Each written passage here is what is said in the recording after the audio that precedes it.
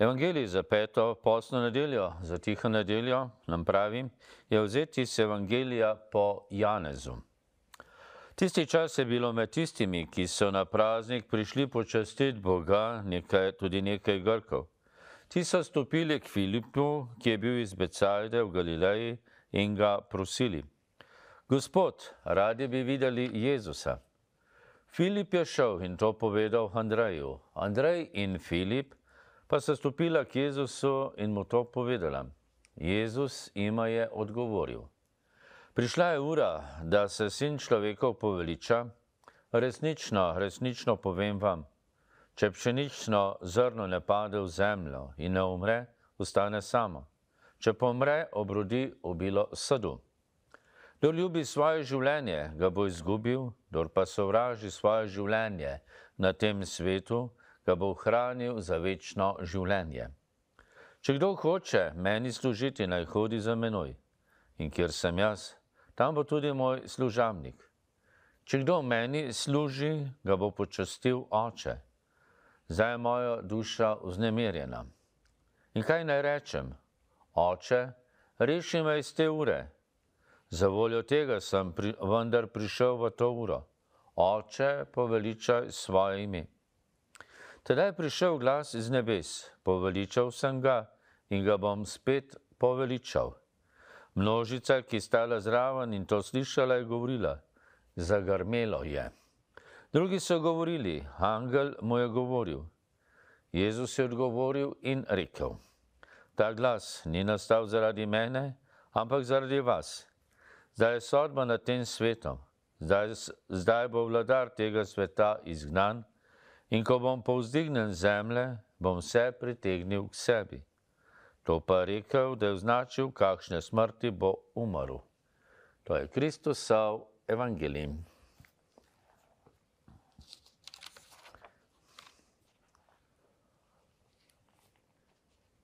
Ni potrebno postati vrhunski analitik sodobne družbe, da bi ugotovili, da danes ljudje niso odprti za darovanje. Pri vzgoju otrok in mladih o tem skoraj ne govorimo več, še manj pa prakticiramo. Če boste dejali staršem, naj v nedeljo pripeljejo otroke k maši, bodo odgovorili: O, nikar, pustite jih, saj je to edini dan v tednu, ko lahko se malo naspijo. Mladi največkrat niso sposobni niti majhne žrtve za druge, zato hitro obupajo. Nimajo vztrajnosti, ker jih starši tega niso naučili. Moderni starši bi se morali zavedati, da bodo sami prve žrtve te napačne vzgoje. Otroci, ki jih roditelji niso naučili žrtvovanja, ne bodo skrbeli za starše, ko bodo ti onemogli. Danes se darovanja za druge izogibamo nadaleč in večina ljudi ni sposobna živeti za druge. Posledica tega je, da je svet poln osamljenih ljudi. Kristus v današnjem evangeliju pravi: Kdor ima rad svoje življenje, ga bo izgubil. Obstaja sebičnost kot nemodro obnašanje, torej obsoja vzgojo, ki je usmerjena samo v plačilo in ne vodi k delu za druge. Če pšenično zrno ne pade v zemljo in ne umre, ostane samo. Če pa umre, obrodi obilo sadu. Darovanje za druge je zakon življenja. Če se nismo sposobni darovati za druge, ostajamo osamljeni. Ni naključje, da v naši družbi živi toliko osamljenih ljudi. Življenje za druge premaga človeško osamljenost. Neki novinar je vprašal znano psihologinjo: Katero vprašanje vam najpogosteje postavijo bralci vaših priljubljenih knjig? Pisateljica uspešnic je dejala, da ljudje najpogosteje sprašujejo: Kaj je narobe z mano? Zakaj sem tako osamljena?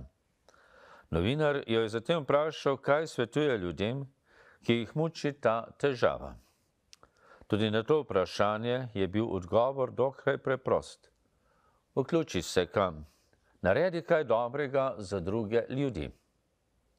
Pred Bogom bomo ohranili le to, kar smo darovali. Kristus je moč darovanja pokazal prav o veliki noči, še prej pa je napovedal moč darovanja.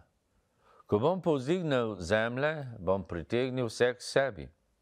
Res je, ko je bil na križu povzdignjen zemlje in ko je umrl, je njegovo žrtev obrodila prvi sad. Poganski stolpnik, ki je stal ob križu, je pretresen nad Kristusovo smrtjo priznal Jezusa za Boga. Resnično, ta je bil Božji sin. Pšenično zrno, ki je umrlo, je obrodilo sad. Nekdo je pravil, da je pred leti pobral avtoštoparja, ki je imel okrog vratu obešen rožni venec. Vprašal ga je, ali je sodeloval v vojni na Hrvaškem, kajti tam so vojaki tako molili Molek. Ne, je odgovoril. Ko je stara mama umrla, sem jaz vzel to verižico. Bila je njena. Ona je bila tako dobra z menoj. Starši so se zanimali za kariero in me niso versko vzgajali. Ona pa je imela vedno čas zame in mi govorila o Bogu. To je spomin nanjo, na njeno dobroto. Najbrž bom nekega dne postal tudi jaz veren, kot je bila ona, ker je bila tako dobra z menoj. Stara mama že dolgo ne več. Njena žrtev za vnuka pa je ostala. Šele, ko bo pšenično zrno umrlo, bo lahko obrodilo sad. Koliko podobnih primerov se sreča, da je vzgoja oziroma prizadevanje nekega človeka doživelo sad, ko se je on izničil in ko ga ni bilo več. To je upanje za številne ljudi, ki ne vidijo sadov svoje vzgoje ali svojega dela. Sporočilo današnjega evangelija nas uvaja v sporočilo velike noči. V našem življenju bo ostalo samo to, kar bomo zapisali v Božjo ljubezen.